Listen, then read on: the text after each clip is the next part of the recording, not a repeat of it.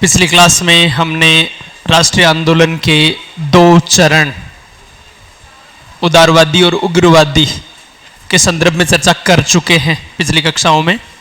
आज की हमारी क्लास का विषय होगा गांधी युग, यानी भारतीय स्वतंत्रता आंदोलन का वह काल जिसमें गांधी जी की भूमिका महत्वपूर्ण रही है। कब से कब तक? 1919 से 1947 यानी स्वतंत्रता तक।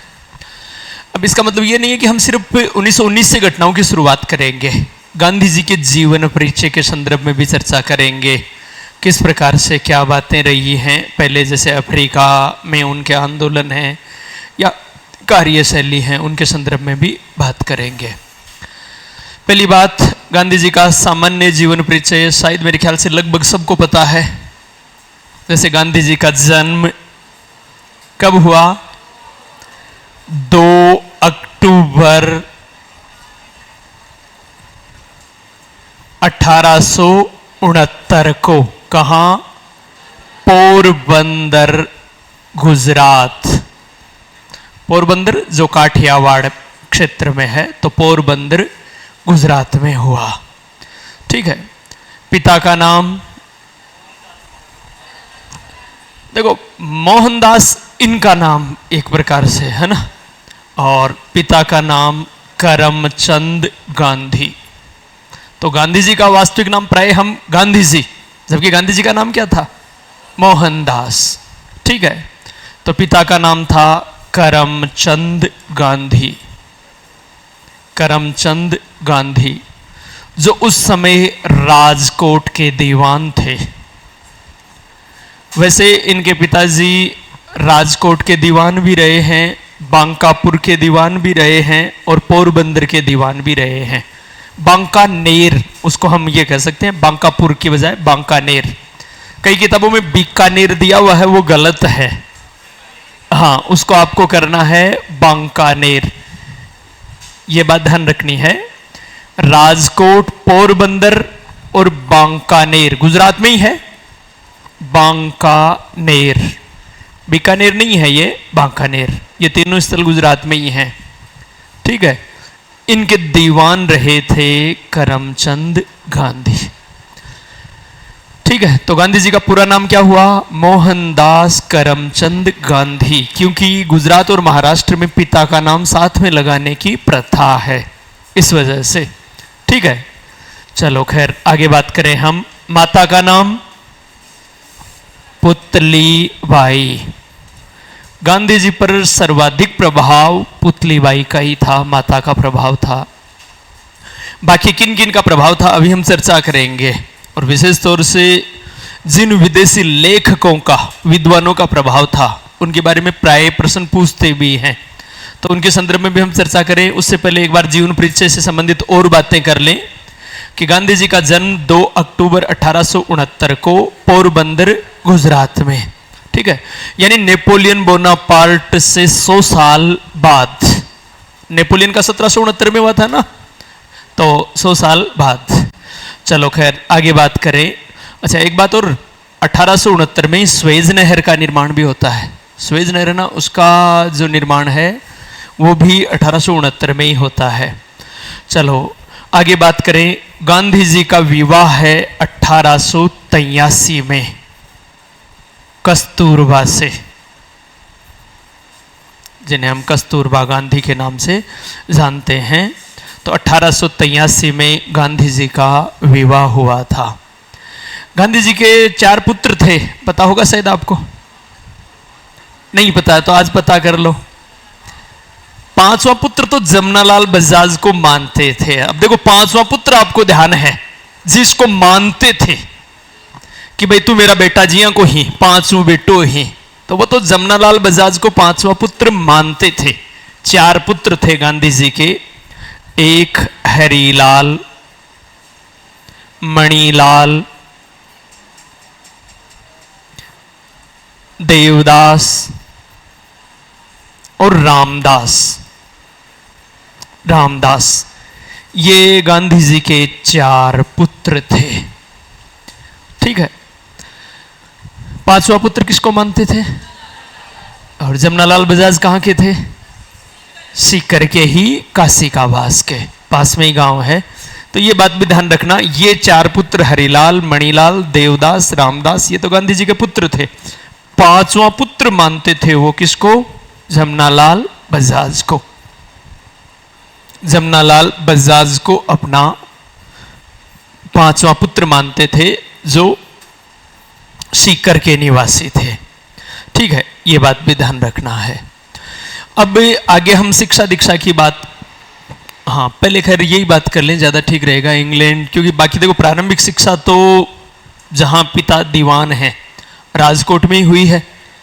उच्च शिक्षा यानी वकालत की शिक्षा ग्रहण की है इन्होंने, और वकालत की शिक्षा इंग्लैंड में ग्रहण की। कब से कब तक?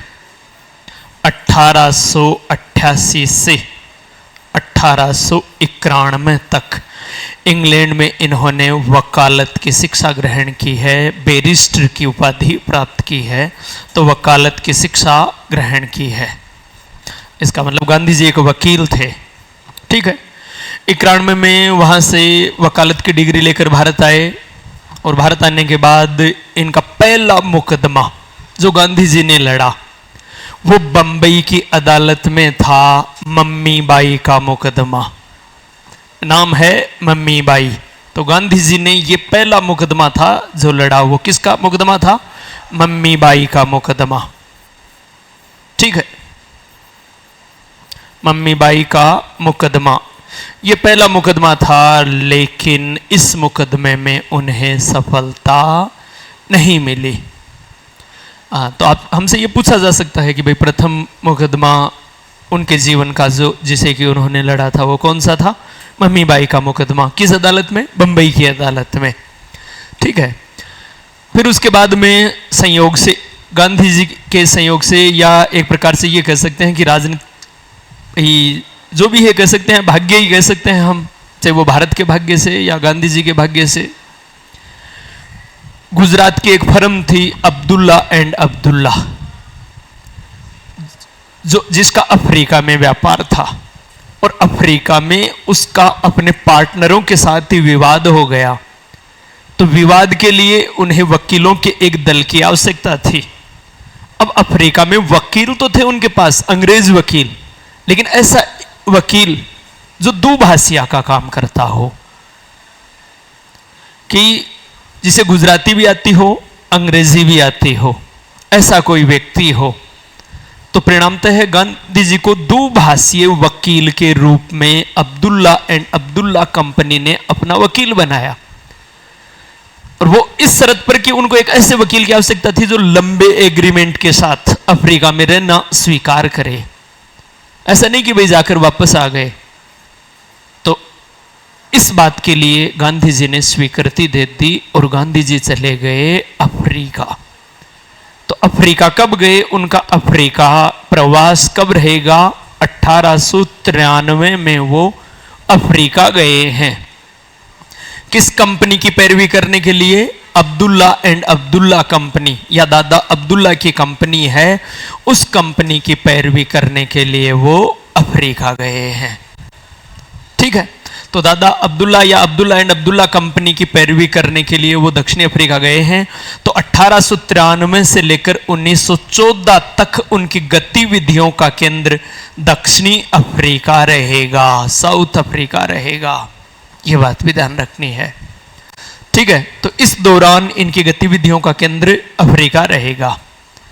अब हम बात करें गांधी जी पर। पहले अफ्रीका में उन्होंने क्या क्या आंदोलन किए, कैसे क्या बातें हुई, उनसे पहले गांधी जी पर प्रभाव किन किन का था? पहली मैंने आपको बात बताई कि सर्वाधिक प्रभाव उनकी माता पुतलीबाई का था। फिर भारतीय साहित्य में सबसे ज्यादा प्रभाव था श्रीमद् भागवत गीता का प्रभाव।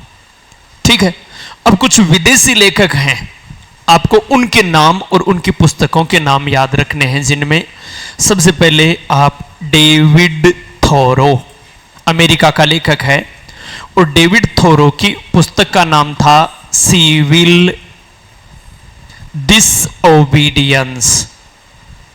सविनय अवज्ञा मतलब होता है इसका, तो civil disobedience, obedience, civil disobedience. Gandhi ji ने सविनय अवज्ञा का कंसेप्ट इसी पुस्तक से लिया है। ठीक है, सविनय अवज्ञा की जो विचारधारा है वो कहां से ग्रहण की, किस लेखक से? डेविड थोरो से। डेविड थोरो की पुस्तक कौन सी थी? Civil disobedience. तो एक तो इसका प्रभाव था गांधी जी पर। ठीक है, इसके अलावा गांधी जी पर जिनका प्रभाव था वो था जॉन रस्किन। जॉन रस्किन, और रस्किन की पुस्तक का नाम क्या था? Unto this last. Unto this last किसकी पुस्तक है? जॉन रस्किन की। गांधी जी ने सर्वोदय नाम से इसी पुस्तक का गुजराती में अनुवाद किया था। तो सर्वोदय की विचारधारा कहां से ली है? जॉन रस्किन की अनटू दिस लास्ट से। ठीक है, फिर उसके बाद में अगली पुस्तक के रूप में हम ले सकते हैं कि रूसी लेखक था जिसका नाम था लियो टॉल्स्टॉय। Leo Tolstoy. देखो, लियो टॉल्स्टॉय की एक प्रसिद्ध पुस्तक है, वो तो आपको विश्व इतिहास यानी इतिहास सब्जेक्ट के प्रत्याशियों को तो उसका नाम ध्यान रखना है, वार एंड पीस। ठीक है, वो तो केवल इतिहास वाले प्रत्याशी याद रखेंगे। दोनों जीके और इतिहास के दोनों प्रत्याशी जिस पुस्तक का नाम लिखेंगे जॉन इस लियो टॉल्स्टॉय की, वो है God's kingdom within you. God's kingdom within you.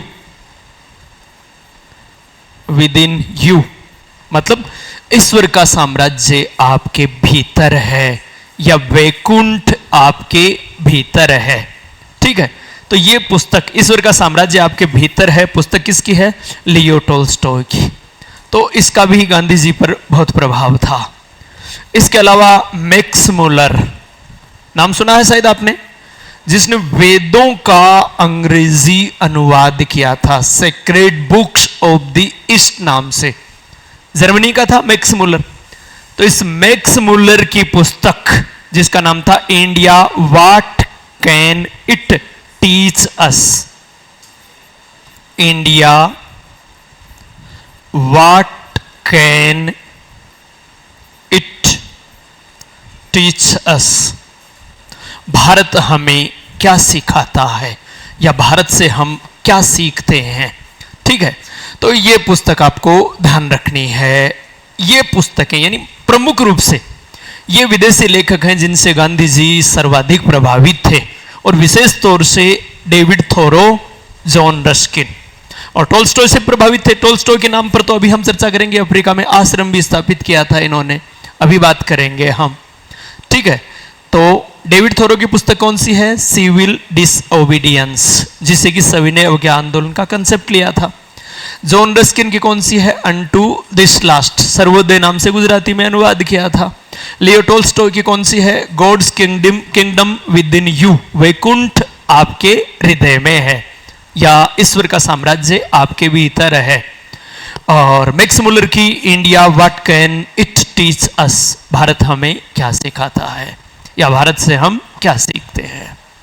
ठीक है, ये विदेशी लेखक हैं जिनका गांधी जी पर बहुत ज्यादा प्रभाव था इनके संदर्भ में। अब वापस हम बात करें, अफ्रीका गए तो फिर अफ्रीका जाने के बाद क्या क्या गतिविधियां हुई उनकी बात करें हम गांधी जी के संदर्भ में। ठीक है, तो अफ्रीका में कब गए हैं? 93 में। 1893 में एक घटना जो गांधी जी के जीवन को बदल कर रखती है, उसे हम बोलते हैं मोरित्सबर्ग की घटना। किस नाम से जानी जाती है? मोरित्सबर्ग। मोरित्सबर्ग की घटना। क्या घटना है बता रहा हूं। यह घटना है 1893 की। 1893 में तो अफ्रीका में गए हैं। ठीक है, तो 1893 की यह घटना है, और गांधी जी डरबन से प्रिटोरिया जा रहे थे। ठीक है, डरबन से प्रिटोरिया की यात्रा के दौरान मोरित्सबर्ग नामक स्थान पर, ये घटना बड़ी है इसलिए आपको ये पूरी बात याद रखनी है।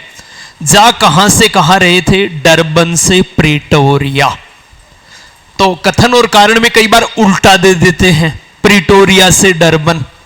और हमें यह ध्यान रखना है कि देखो, वो जा रहे थे डरबन से, कहां जा रहे थे? प्रिटोरिया। रेल यात्रा कर रहे थे। बीच में जगह आएगी मोरित्सबर्ग, मोरित्सबर्ग, ठीक है। और यहां प्रथम श्रेणी का रेल टिकट होने के बावजूद गांधी जी को रेल के डिब्बे से उतरना पड़ता है, क्योंकि यहां एक अंग्रेज रेल के डिब्बे में बैठता है।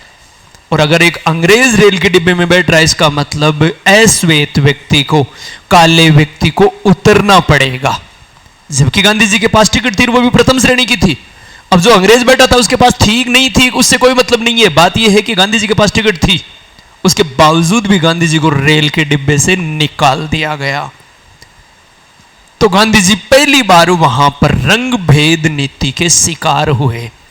और इस घटना ने उनके जीवन को, कि भाई देखो मेरे पास, जैसे हम ये कहें कि साहब आपको कोई क्लास में यहां इस कारण से आपने फीस जमा करवाई, आपके पास कार्ड है, सब कुछ बातें हैं, उसके बावजूद भी आपको किसी नस्ल, जाति या धर्म के आधार पर अगर कोई व्यक्ति ऐसा भेदभाव करे, निश्चित रूप से आपको बहुत बड़ा झटका लगेगा। चलो आज तो सुनवाई है, संविधान है, उस समय यहां पर यह बड़ी बात थी कि अंग्रेजों के खिलाफ सामान्य तौर पर कोई सुनवाई भी नहीं थी। तो गांधी जी के पास टिकट होते हुए भी गांधी जी को उस डिब्बे से निकाल दिया गया। तो यह गांधी जी के लिए एक बड़ी घटना थी। और इस घटना को हम किस नाम से जानते हैं? मोरित्सबर्ग की घटना के नाम से। कब की घटना है? 1893 की घटना। कहां से कहां जा रहे थे? डरबन से प्रिटोरिया, बीच में है मोरित्सबर्ग। याद रह जाएगा, गड़बड़ तो नहीं होगी ना? अगर हुआ है तो देखो ये याद रख जो, ODOMOP, समझ आएगी मैं क्या बात कह रहा हूं? अल्फाबेट के क्रम से है, डी पहले आता है, एम उसके बाद में है, पी उसके बाद में है, ये क्रम से है। इसका मतलब अब आपके स्थान में कभी मिक्स नहीं होगा। कोई तुल्लेड़ो ही हुआ है कि साहब मैं तो रड़ा मड़ा करवा नहीं पैदा हेड़ो हो, तो अलग बात है, बाकी मिक्स तो नहीं होगा, ये तो तय है, ठीक है।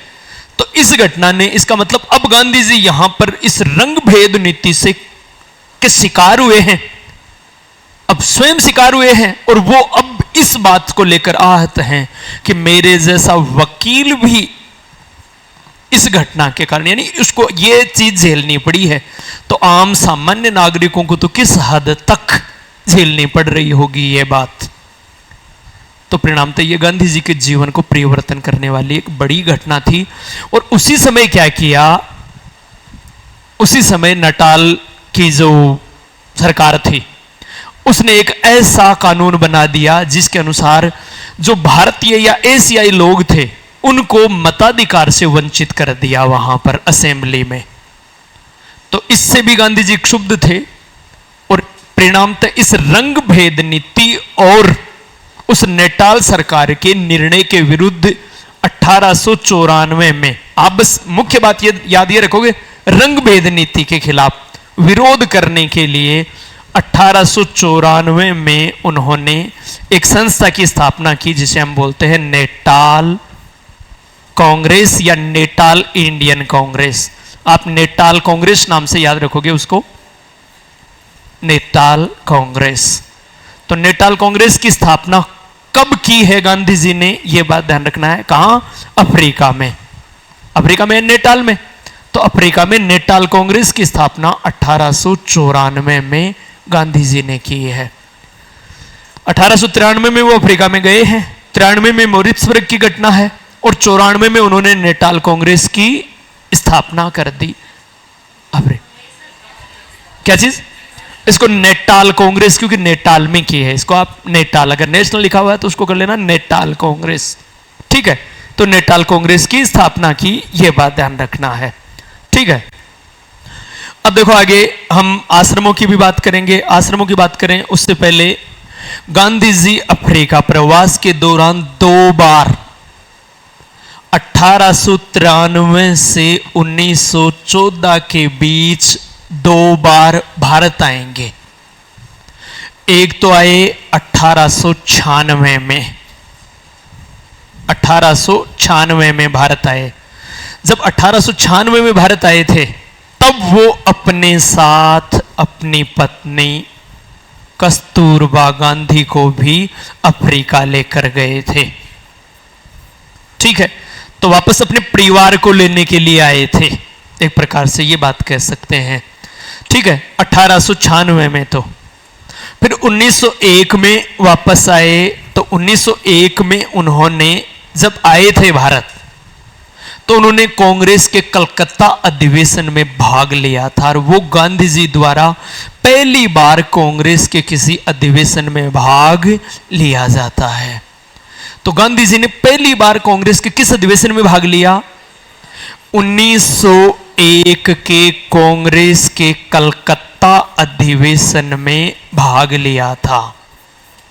ठीक है, गांधी जी ने पहली बार 1901 के कांग्रेस के कलकत्ता अधिवेशन में भाग लिया है। इससे पहले कांग्रेस के किसी अधिवेशन में भाग नहीं लिया था। तो पहली बार किस अधिवेशन में? 1901 के कलकत्ता अधिवेशन में भाग लिया है। तो इस अधिवेशन की अध्यक्षता किसने की थी? दीनसा एदलजी वाचा। आपको देखो, पहले मैं नाम लिख देता हूं।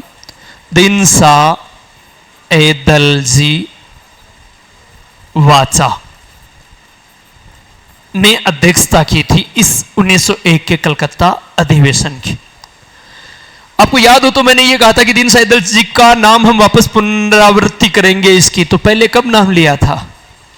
कांग्रेस के दूसरे महासचिव थे, सचिव बने थे दूसरे। पहले सचिव तो कौन थे? ए.ओ. ह्यूम, 1885 से 1906 तक। और 1907 में फिर कांग्रेस के सचिव कौन बने थे? दीनसा एदलजी वाचा। ठीक है, तो ये दीनसा एदलजी वाचा 1901 के कांग्रेस के कलकत्ता अधिवेशन के अध्यक्ष हैं। ये बात ध्यान रखनी है। अच्छा, एक बात ये भी ध्यान रखना, अगर 1901 का कलकत्ता अधिवेशन ऑप्शन में ना हो तो आपको 1916 का लखनऊ अधिवेशन करना है। हालांकि 1901 ही है, लेकिन एक दो बार ऐसा हुआ है कि 1900, क्योंकि वो प्रश्न की लैंग्वेज बदल देते हैं। क्या कि गांधी जी अफ्रीका से वापस आने के बाद पहली बार कांग्रेस के किस अधिवेशन में भाग लिया था? तो हमें पता है अफ्रीका से वापस आने के बाद। अब देखो, ये भी अफ्रीका से आए हैं, यहां पर ये भी अफ्रीका से आए हैं, लेकिन यहां पर तब ये ऑप्शन में नहीं रहेगा, तब ये ऑप्शन में नहीं रहेगा। और ऑप्शन में नहीं रहता है तब क्या होगा वहां पर? 1916 का लखनऊ अधिवेशन, क्योंकि उसमें वो दर्शक के रूप में भाग लेते हैं। ठीक है, यहां तो इनके सुझाव पर यहां तो एक प्रस्ताव भी पारित करवाते हैं अफ्रीका से संबंधित प्रस्ताव की अफ्रीका में ऐसे ऐसे रंग भेद या ऐसा नीति अपनाई जा रही है सरकार द्वारा, तो उसके विरुद्ध प्रस्ताव भी पारित करवाते हैं। इस अधिवेशन में तो बाकायदा सक्रिय रूप से भाग लेते हैं, उसमें एक दर्शक के रूप में भाग लेते हैं लखनऊ वाले में, 1916 वाले में।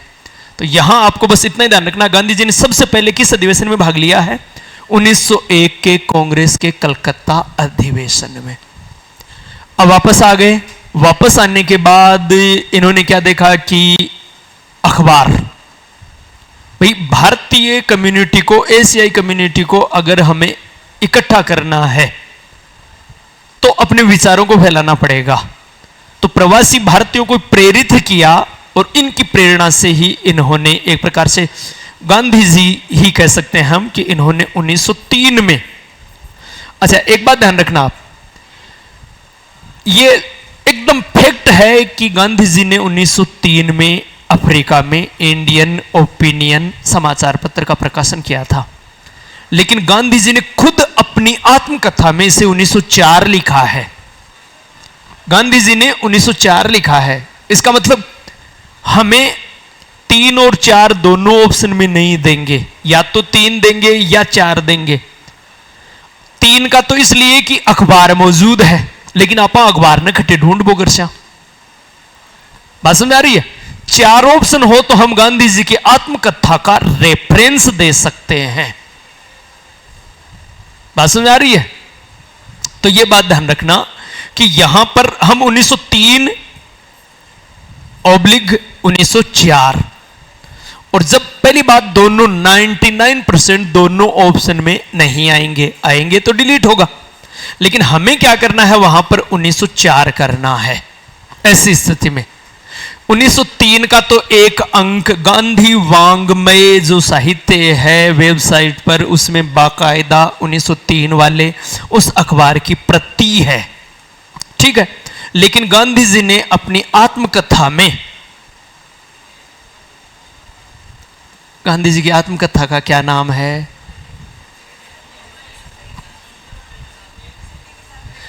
जो कोई बताएगा पहले, हाँ हिंदी में जो नाम बताएगा। गांधी जी ने तो गुजराती में लिखी थी वो।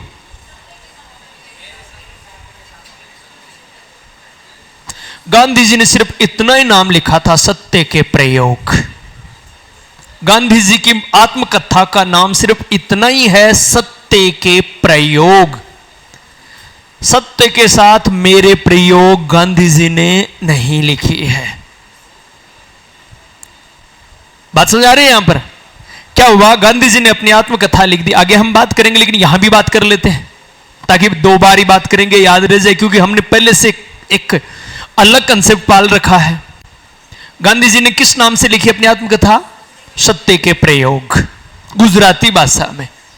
उसका अंग्रेजी में अनुवाद किया उनके सचिव ने, जिसका नाम था महादेव देसाई। तो महादेव देसाई ने उसका अंग्रेजी अनुवाद किया किस नाम से? My experiment with truth. अब इसका हम क्या करते हैं, हिंदी में ट्रांसलेशन कर देते हैं। गांधी जी की आत्मकथा गांधी जी ने नहीं लिखी, हमने महादेव देसाई वाले उस अंग्रेजी अनुवाद की जो शीर्षक है, टाइटल है, उसका हम अनुवाद कर देते हैं, सत्य के साथ मेरे प्रयोग। बात समझ आ रही है? यहां पर ये गड़बड़ी कर देते हैं, तो ये बात ध्यान रखनी। वैसे आगे चर्चा करेंगे हम, बार बार उल्लेख आएगा इसका, तो आपको याद हो जाएगी। ये बात भी ध्यान रखनी है, खैर कहने का मतलब, ठीक है। तो खैर अब ये बात ध्यान रखना है आपको, 1903 भी आ सकता है, 4 भी आ सकता है। गांधी जी ने अपनी आत्मकथा में इंडियन ओपिनियन की जो सन दी है वो क्या है? 1904, ठीक है।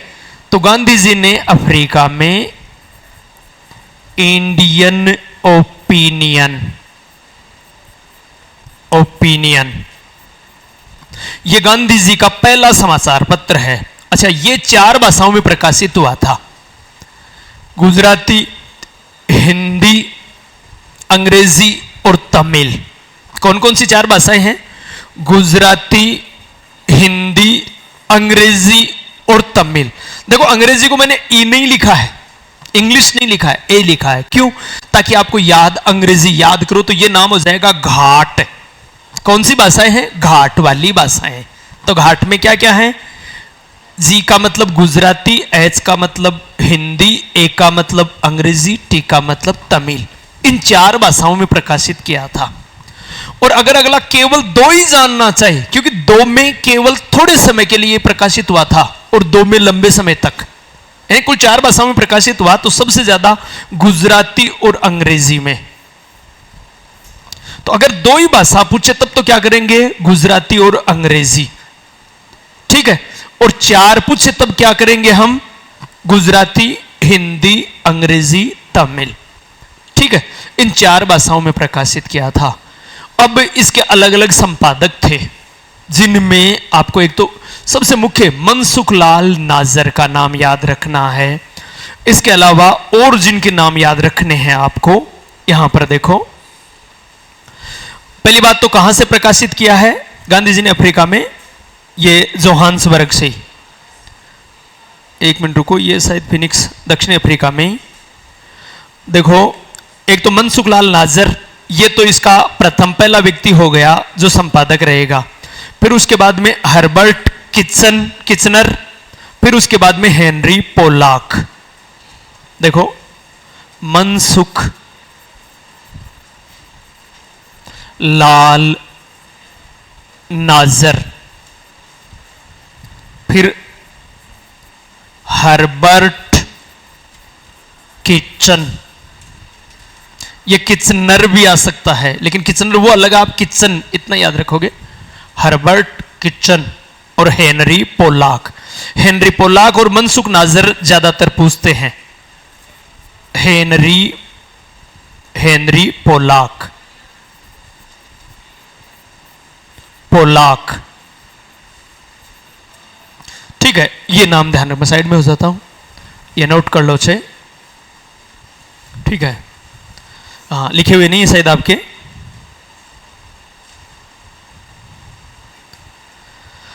तो 4 भाषाओं में प्रकाशित हुआ था। आगे चर्चा करें। लिख लिए होंगे शायद, नहीं लिखे। देखो, मनसुखलाल नाजर, हर्बर्ट किचन या किचनर, हेनरी पोलाक, ये इसके संपादक रहे हैं इंडियन ओपिनियन के, जो गांधी जी का पहला समाचार पत्र कह सकते हैं हम। और कहां से है? अफ्रीका से। 4 भाषाएं याद रही जाएंगी आपको। फिर देखो, गांधी जी ने अलग अलग आश्रम, जैसे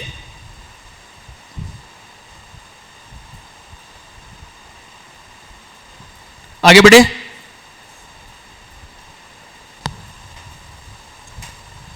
आगे देखो। अब ये तो बात रही 1903 तक। अब 1904, 4 भी आ गया 1904। तो 1904 में ही गांधी जी ने अफ्रीका में एक आश्रम की स्थापना की थी, जिसका नाम था फिनिक्स आश्रम। तो फिनिक्स आश्रम की स्थापना कब की है? 1904 में। फिर उसके बाद में 1910 में, देखो 1909 भी आ सकता है, लेकिन मोस्टली 9 और 10 दोनों साथ में आ जाए तो 10 करना है आपको। 1910 में इन्होंने जोहान्सबर्ग में, वो तो डरबन में था, ये फिनिक्स आश्रम है ये डरबन में, तो वो अखबार भी डरबन से ही था भाई, वो अखबार डरबन से था, इंडियन ओपिनियन, क्योंकि फिनिक्स आश्रम से था। तो आप इंडियन ओपिनियन को आप डरबन कर लेना, जोहान्सबर्ग ने करके डरबन, क्योंकि जोहान्सबर्ग में तो टोल्स्टॉय आश्रम होगा, टोल्स्टॉय आश्रम, ये जोहान्सबर्ग में, जोहान्सबर्ग में। अच्छा, इसकी स्थापना में इनके एक जर्मन मित्र ने सहयोग किया था, जिसका नाम था कालेनबेक। तो कालेनबेक की सहायता से इस आश्रम की स्थापना की थी, जिसे हम टोल्स्टॉय आश्रम कहते हैं। टोल्स्टॉय आश्रम का दूसरा नाम था गांधी आश्रम। वहां पर गांधी आश्रम, तो अफ्रीका में गांधी आश्रम किसके सहयोग से स्थापित किया था? एक जर्मन व्यक्ति कालेनबेक के सहयोग से इस आश्रम की स्थापना की थी, टोल्स्टॉय आश्रम की। ठीक है, देखो पहली बात आपको यह ध्यान रखना है, फिनिक्स आश्रम और टोल्स्टॉय आश्रम। एफ पहले है, 4 पहले है, तो 1904 में फिनिक्स आश्रम। टी बाद में है, तो ये 10 है, वो बाद में है, तो टोल्स्टॉय आश्रम। क्लियर है शायद, मेरे ख्याल से याद रह जाएगा। फिर यहां भी देखो डी और जे, डरबन पहले है, जे बाद में है, तो आपकी दिक्कत नहीं आएगी कौन सा डरबन में है कौन सा जोहान्सबर्ग में है। बात समझ आ गई शायद मेरे ख्याल से। भाई डरबन में जो पहले है, पहले कौन सा है? फिनिक्स है, तो डी पहले है, फिर उसके बाद में जोहान्सबर्ग जे बाद में है, तो ये जोहान्सबर्ग। ठीक है, इस जोहान्सबर्ग आश्रम की स्थापना से पहले गांधी जी इंग्लैंड जाकर आए हैं 1909 में।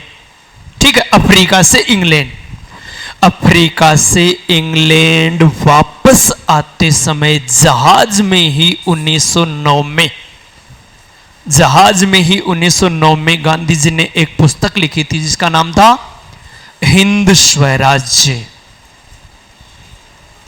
तो इसलिए आपसे हिंद स्वराज्य का समय ये कब लिखी गई थी, ये बात पूछ लेते हैं। कब लिखी गई है?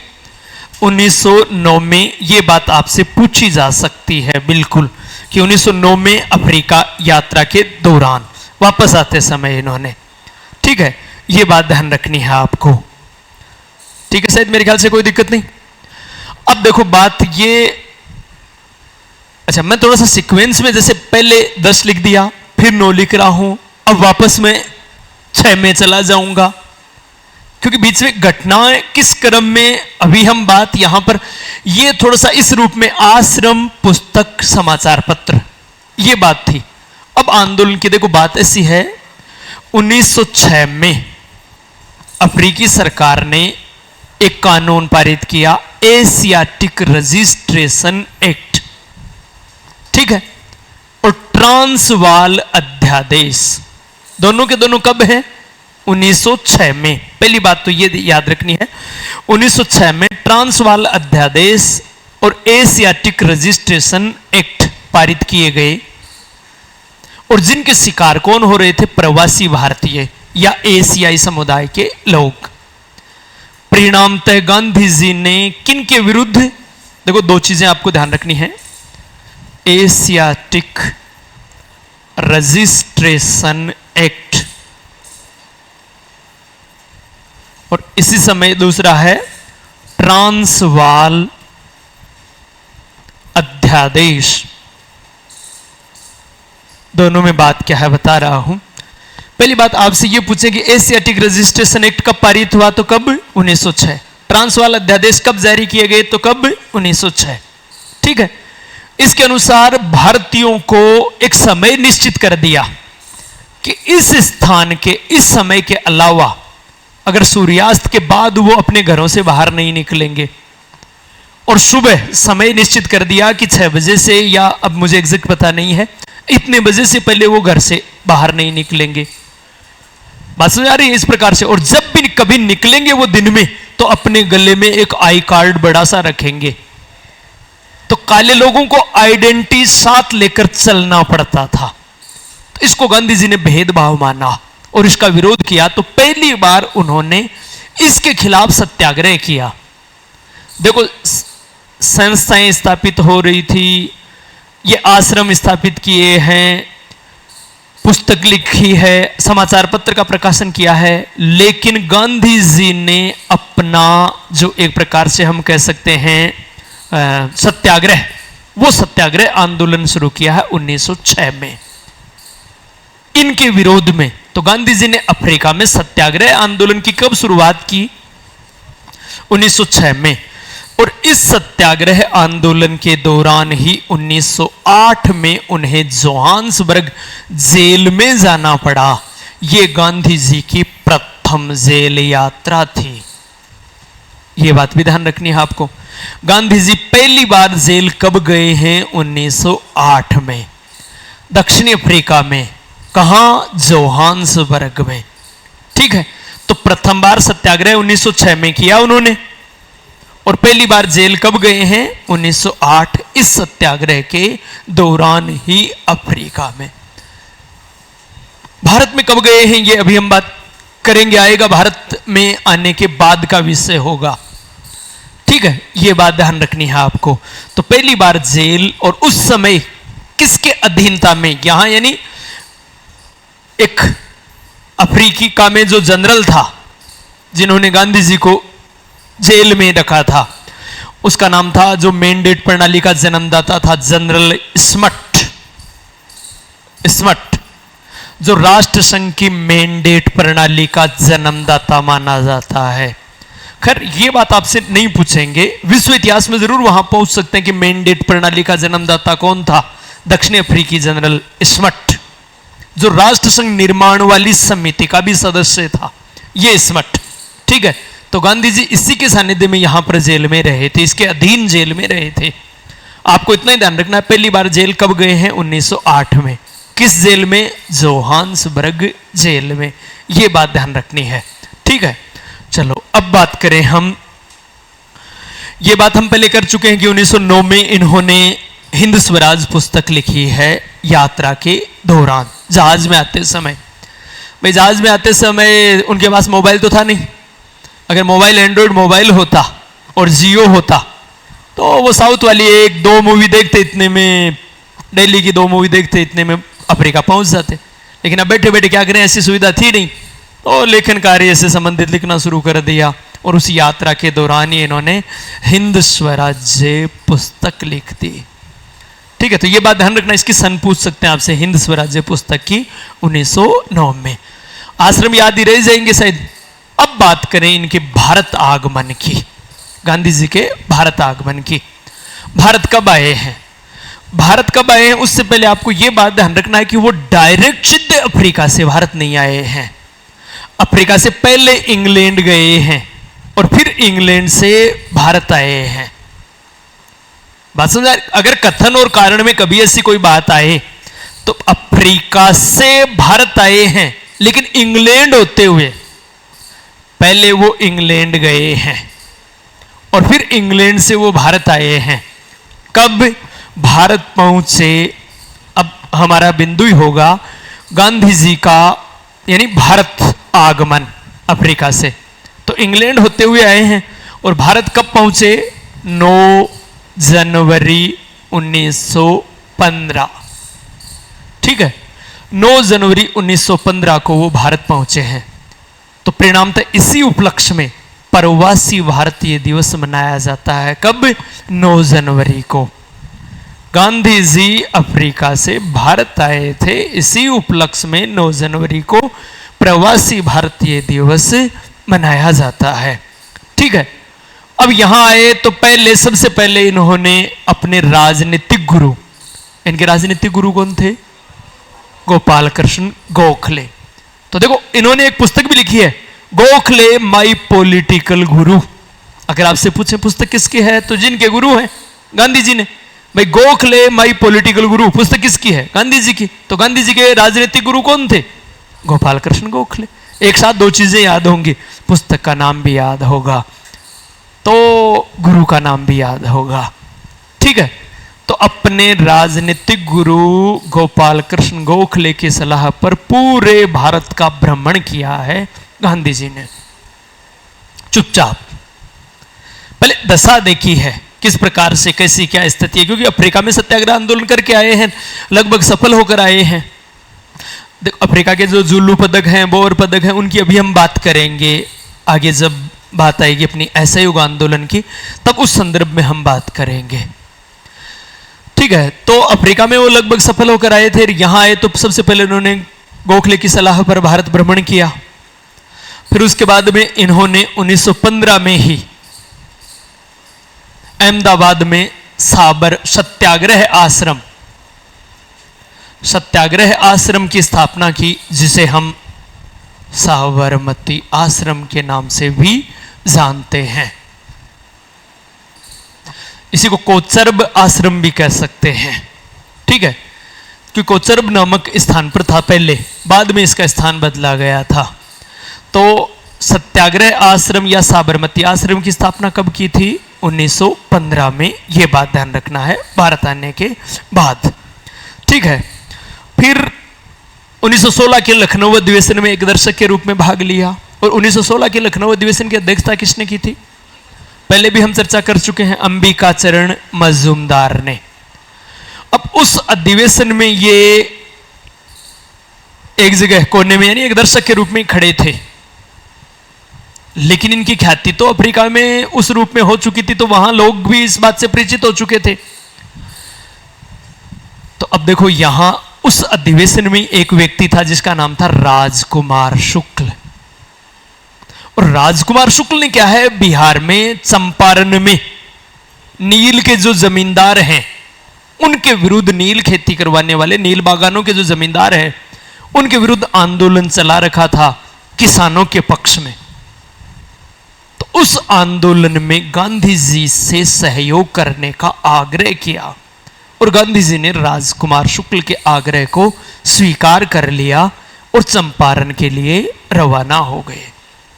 ठीक है, तो गांधी जी का भारत में प्रथम सत्याग्रह है वो होगा चंपारण सत्याग्रह। चंपारण सत्याग्रह, चंपारण सत्याग्रह। ठीक है, कब? 1917। पहली बात, गांधी जी का प्रथम सत्याग्रह है। चंपारण कहां है? बिहार में। ठीक है, तो बिहार के चंपारण में इन्होंने इस आंदोलन में भाग लिया है। किसके आग्रह पर? राजकुमार शुक्ल के आग्रह पर। राजकुमार शुक्ल के आग्रह पर। राजकुमार शुक्ल के अलावा जिन्होंने मुख्य रूप से इनका सहयोग किया, सबसे बड़े सहयोगियों में से एक, जो आगे भी गांधी जी के सहयोगी डॉक्टर राजेंद्र प्रसाद, डॉक्टर राजेंद्र प्रसाद। ठीक है, तो किसके आग्रह पर अगर बात आए तो राजकुमार शुक्ल के आग्रह पर, और राजेंद्र प्रसाद के अलावा फिर और किसका नाम आएगा? डॉक्टर नहीं आएगा, तेज बहादुर सप्रू कह सकते हैं हम यहां पर, वो सॉरी जेबी कृपलानी, जेबी कृपलानी, जेबी कृपलानी। ठीक है, तो ये सहयोगी थे यहां पर गांधी जी के इस चंपारण सत्याग्रह में। अच्छा, एक व्यक्ति ने चंपारण सत्याग्रह में गांधी जी की भूमिका का विरोध भी किया था। बाय द वे आपसे पूछे तो एनजी रंगा, क्यों विरोध किया अभी हम बात कर रहे हैं, पहले इनके संदर्भ में बात करें। चंपारण सत्याग्रह क्यों, आंदोलन क्यों हो रहा था? देखो, यहां एक पद्धति थी जिसे हम बोलते तीन कठिया पद्धति। कठिया, काठी बोलते बिग्गा को बोलते काठी, और तीन कठिया मतलब 3/20 भाग, तीन कठिया तो एक काठी। तो यहां पर इस काठी के 3/20 भाग पर, तीन कठिया 3/20 भाग पर नील की खेती अनिवार्य थी। ठीक है, और नील से आपको पता है भूमि होती बंजर, और किसानों को यह खेती करनी पड़ती, और इनके तो एक तो भूमि वैसे बंजर हो जाती, फिर इस समय उन्हें नील की खेती के उचित दाम भी नहीं मिल रहे थे, क्योंकि रासायनिक नील का आविष्कार कर लिया था जर्मनी ने। तो किसान मुआवजे की मांग कर रहे थे, नील की खेती की बाध्यता से छुटकारा चाहते थे, और नील की फसल उनको नुकसान दे रही थी, तो मुआवजे की बात भी कर रहे थे। इसलिए इन्होंने आंदोलन चला रखा था। किसके नेतृत्व में? राजकुमार शुक्ल के नेतृत्व में। लेकिन कहीं कोई सुनवाई नहीं हो रही थी, तो परिणामतः इन्होंने गांधी जी को बुलाया, और गांधी जी आए इस आंदोलन में। ठीक है, और गांधी जी ने आने के बाद देखो, पहले तो धारा 144 लगाई गई, लेकिन बाद में हटा ली गई वो धारा 144। फिर गांधी जी ने वहां के गवर्नर, बिहार का गवर्नर उस समय गेटे था, गवर्नर गेटे, उसको समझाया। गांधी जी का एक कोई बात रखने का जो तरीका था वो बड़ा शालीन और आकर्षक था। या तो कोई बात सुनता नहीं तो अलग बात है, अगर गांधी जी की कोई बात सुनता तो लगभग तय है कि वो सहमत होता। हालांकि हम बहुत से ऐसे उदाहरण देखेंगे जब व्यक्ति उनसे सहमत नहीं भी होंगे, लेकिन प्राय वो उनमें ये एक अद्भुत क्षमता थी कि वो किसी व्यक्ति को, और दूसरी बात जायज बात के लिए सहमत करने में उन्हें ज्यादा मुश्किल नहीं लगती। तो उन्होंने गवर्नर गेटे को समझाया, और गेटे को वो बात समझ में आई। परिणाम तय है बिहार के गवर्नर। अच्छा, आप बता सकते हो बिहार प्रांत का गठन कब हुआ था? बिहार प्रांत का गठन, प्रांत कब बनाया था बिहार को? 1911 में जब बंगाल विभाजन रद्द किया था, तब बिहार को प्रांत बनाया था अलग से। ठीक है, तो तब बिहार प्रांत बना था एक। तो वहां जो बिहार प्रांत का गवर्नर था, जिसका नाम था, गवर्नर था गेटे। इस गेटे ने एक कमेटी गठन की सिफारिश की फ्रैंक सलाई के नेतृत्व में। फ्रैंक सलाई, दिया सलाई नहीं, फ्रैंक सलाई, क्या नाम है? तो फ्रैंक सलाई के नेतृत्व में एक कमेटी गठित की, और इस कमेटी का सदस्य गांधी जी को भी बनाया। गांधी जी को भी इस कमेटी का एक सदस्य बनाया। अब जब सदस्य है, पूरी बातें हो रही हैं। देखो, नील की खेती के जो जमींदार हैं वो मोस्टली कौन है? अंग्रेज। अंग्रेज जमींदारों के खिलाफ निर्णय देंगे ये। तो यहां इस फ्रैंक सलाई कमेटी ने किसानों के पक्ष में निर्णय दिया। परिणामतः किसानों को 3 कठिया पद्धति से मुक्ति मिल गई, और नील की खेती से जो भूमि बंजर हुई है, और उसका मुआवजा दिलाने की भी बात कही। और इस फ्रैंक सलाई कमेटी की सिफारिश पर ही चंपारण एग्रीकल्चर एक्ट 1918 पारित हुआ, जिसमें किसानों को कई प्रकार की रियायतें दी गई, और इस 3 कठिया पद्धति को अंतिम रूप से समाप्त करने की बात कही गई। तो चंपारण एग्रीकल्चर एक्ट कब पारित हुआ?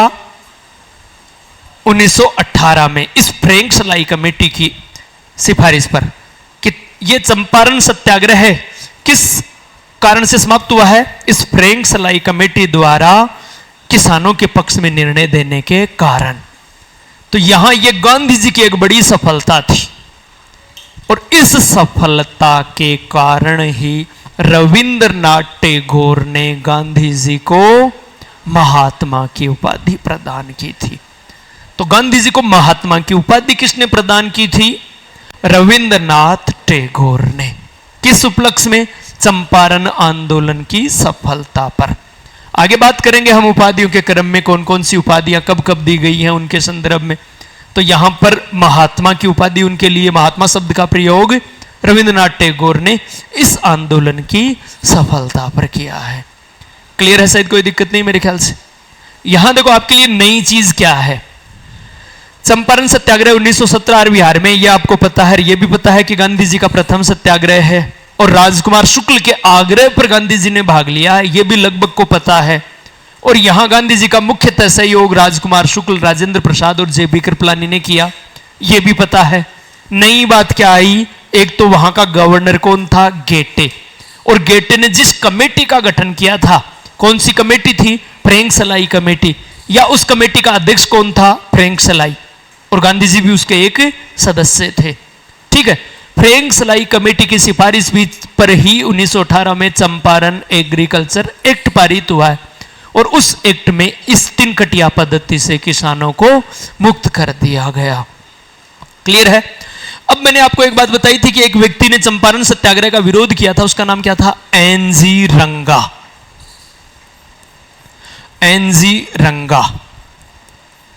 अब देखो, इसने विरोध यह किया कि साहब चंपारण तो एक छोटा सा क्षेत्र है, किसान तो केवल नील वाले किसान नहीं है, किसान जो बाकी फसलें बो रहे हैं वो भी तो किसान हैं, उनकी दशा दयनीय ज्यादा है और उनका शोषण ज्यादा हो रहा। आप उनके खिलाफ केवल एक पर्टिकुलर छोटे से क्षेत्र में आप आंदोलन के हिमायती मत बनो, आप पूरे जो सब किसान हैं उनका मुद्दा उठाओ, तब हम आपको माने।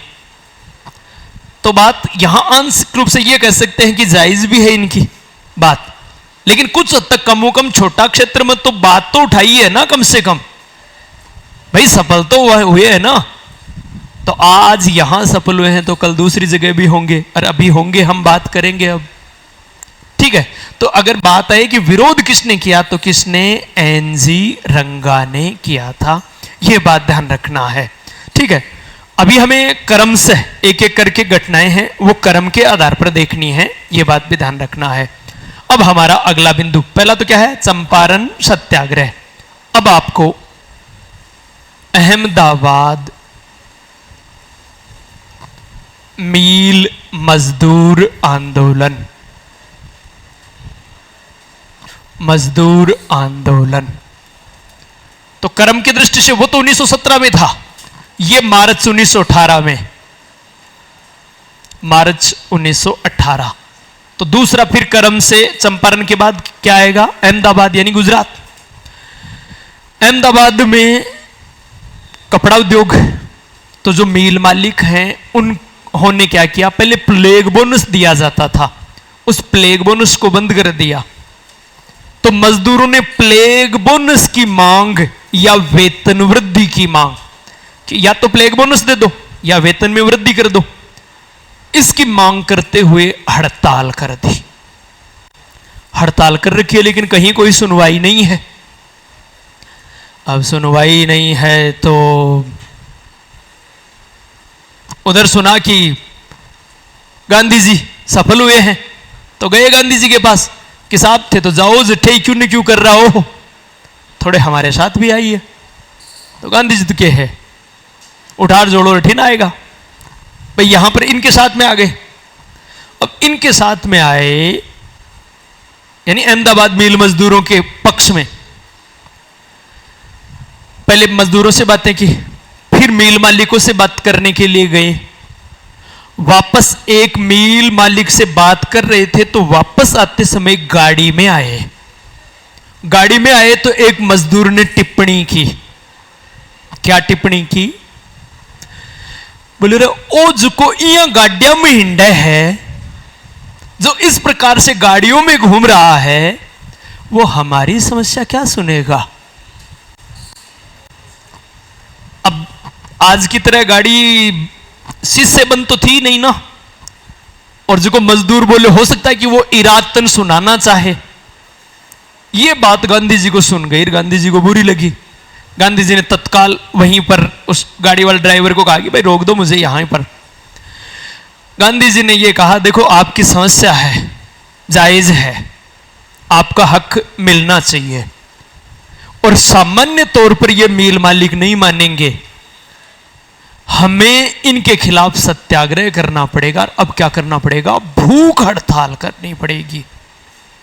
तो परिणामतः गांधी जी भूख हड़ताल पर बैठ गए 15 मार्च 1918 को।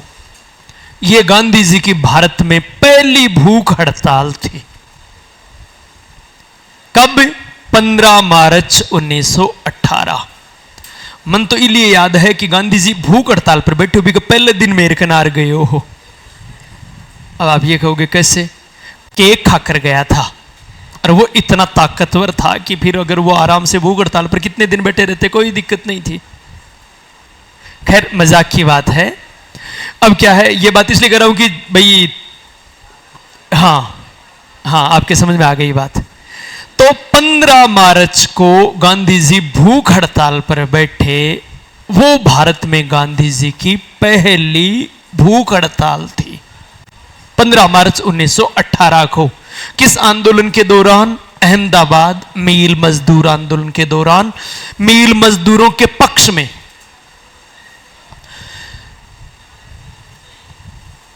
संयोग से जिस फैक्ट्री के जहां बैठे थे, वो फैक्ट्री थी अंबालाल साराभाई की, वो जो कारखाना था। तो अंबालाल साराभाई और उनकी बहन अनुसुईया बहन वो आ रहे थे गाड़ी में। तो उन्होंने देखा कि भाई वो डोकरो आपने सिरासी, भाई अपनी फैक्ट्री के सामने, अपने कारखाने के सामने बैठा है भूख हड़ताल पर। तो वो बातें करने के लिए आए गांधी जी से कि भाई इन थोड़ा उन्ने बुन्ने कर दिया। लेकिन मैंने आपको पहले ही कहा था, अगर कोई गांधी जी से बात करेगा तो वो पक्का उनसे बहुत ज्यादा प्रभावित होगा। तो जब उन्होंने गांधी जी से बात की तो लेडीज हृदय थोड़ा जल्दी पिघलता है। अनुसुईया बहन तो तत्काल ही उनकी समर्थक बन गई, अपने भाई से बोली कि ओ सही कहे, एक ही बात माननी पड़सी। इसका मतलब यहां अनुसुईया बहन पहले उनकी समर्थक बनती है, और फिर अंबालाल साराभाई ये समर्थक बन जाते हैं गांधी जी के। तो इसका मतलब एक मील मालिक भी समर्थक बन गया है गांधी जी का यहां पर।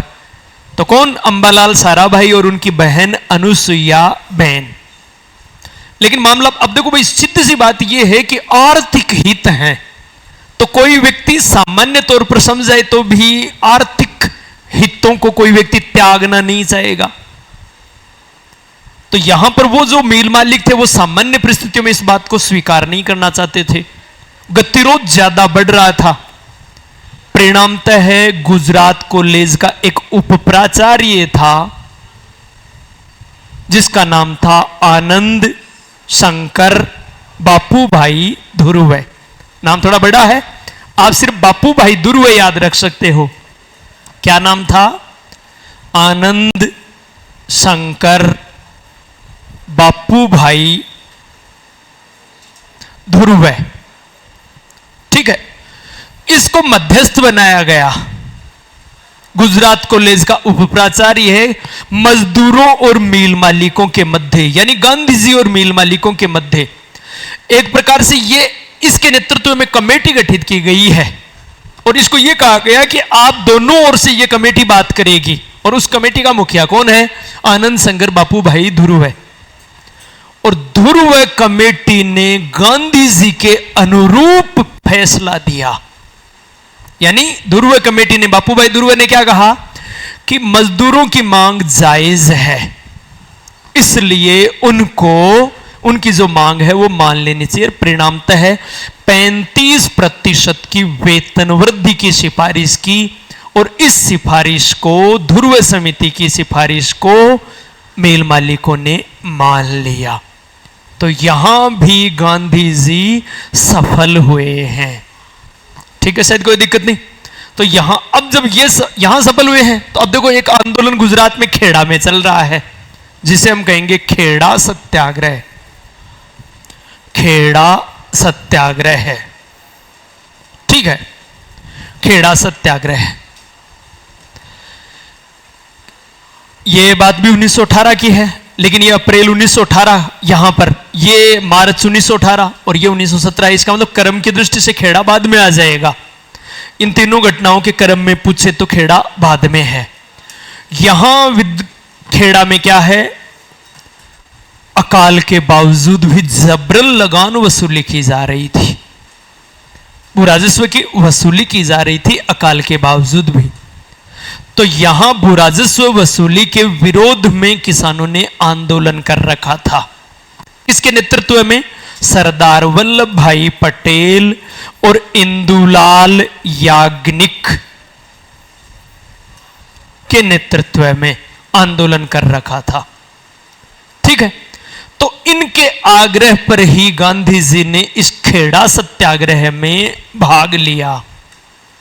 और खेड़ा सत्याग्रह में भी यहां पर सरकार को समझाया कि साहब कानूनी रूप से आप यहां पर हारोगे, क्योंकि बात यह हुई थी कि अगर फसल 25% से ज्यादा खराब हो जाती है, यानी 50% ज्यादा खराब हो जाती है, तो आप लगान इस प्रकार से ऐसे माफ करोगे या कम करोगे, तो आपको यहां पर लगान कम करना पड़ेगा, ऐसा प्रावधान है।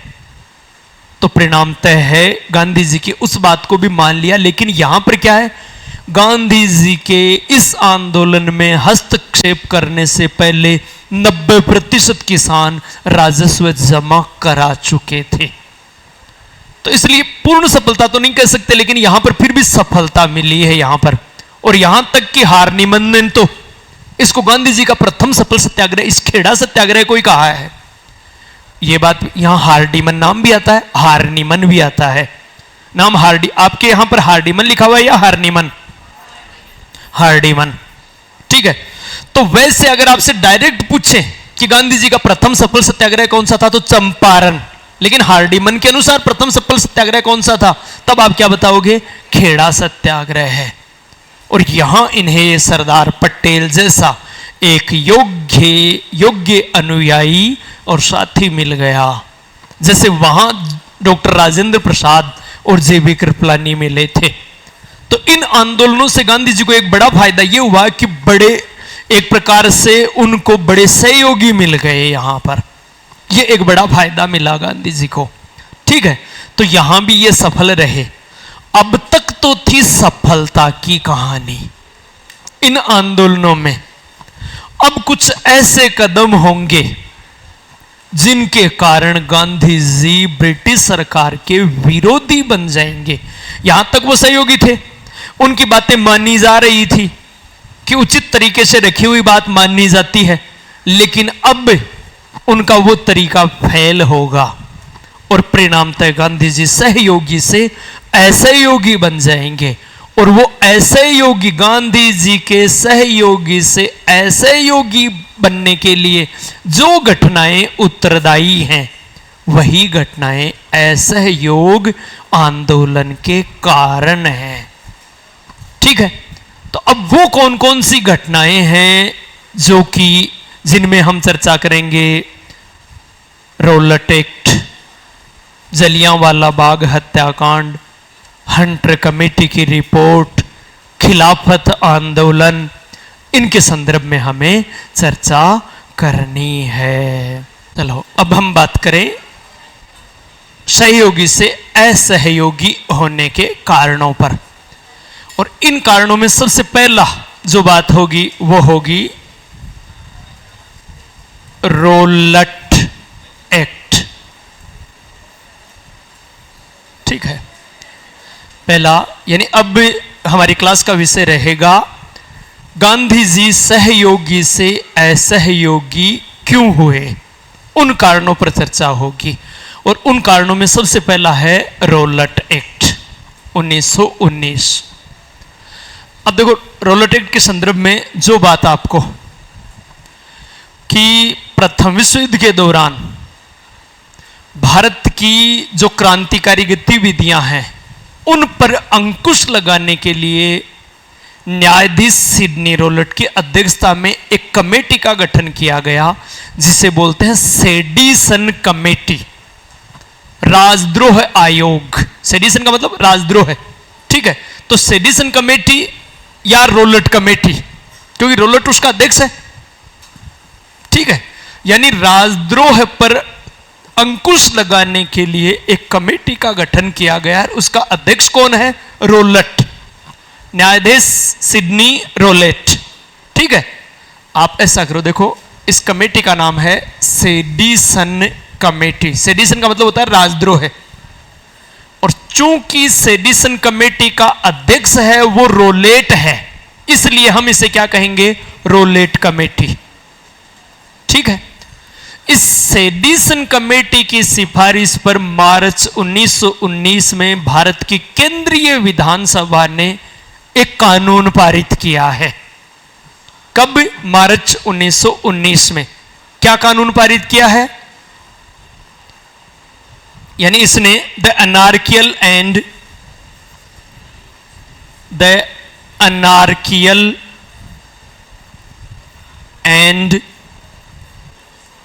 रिवोल्यूशनरी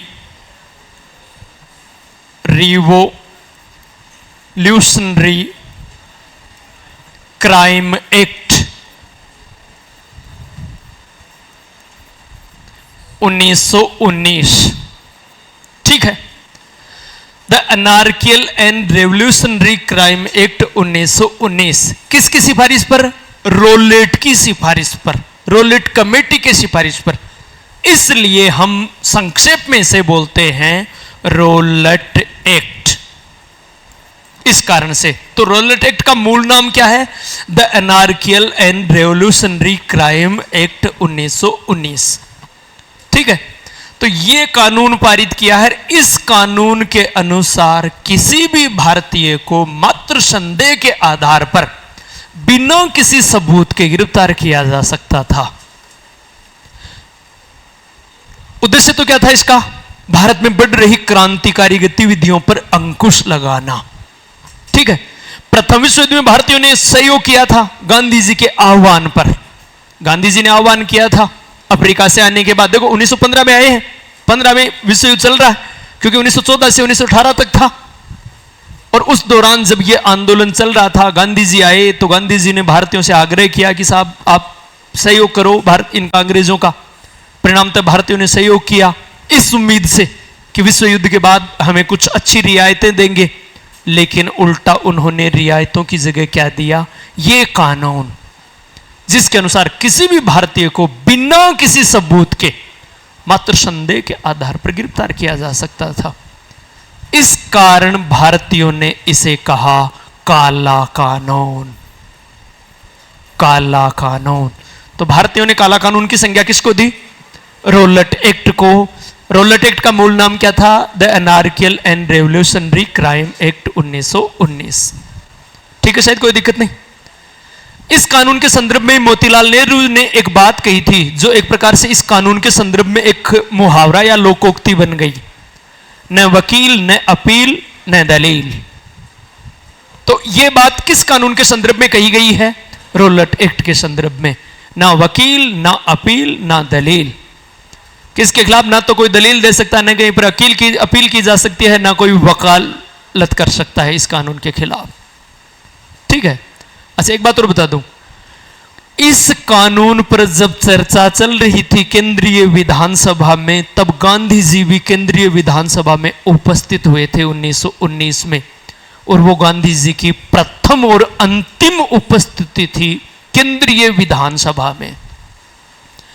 केंद्रीय विधानमंडल में गांधी जी केवल संपूर्ण जीवन में एक बार उपस्थित होते हैं। वो कब? 1919 में, जब रोलट एक्ट पर चर्चा चल रही होती है तब, ठीक है। रोलेट एक्ट पर जब चर्चा चल रही थी तभी वो उपस्थित हुए थे, ये बात ध्यान रखनी है आपको। ठीक है, केवल एक ही बार। तो कब उपस्थित हुए हैं? 1919 में, जब रोलेट एक्ट पर चर्चा चल रही थी। अब रोलेट एक्ट पारित कर दिया तो रोलेट एक्ट के विरोध में गांधी जी ने संपूर्ण भारत में हड़ताल का आह्वान किया और हड़ताल के लिए एक तिथि निर्धारित की गई, वो की गई 6 अप्रैल 1919 को। ठीक है, हालांकि पहले 30 मार्च करते हैं, लेकिन बाद में तिथि बदल दी जाती है। 6 अप्रैल को संपूर्ण भारत में हड़ताल रखी जाती है।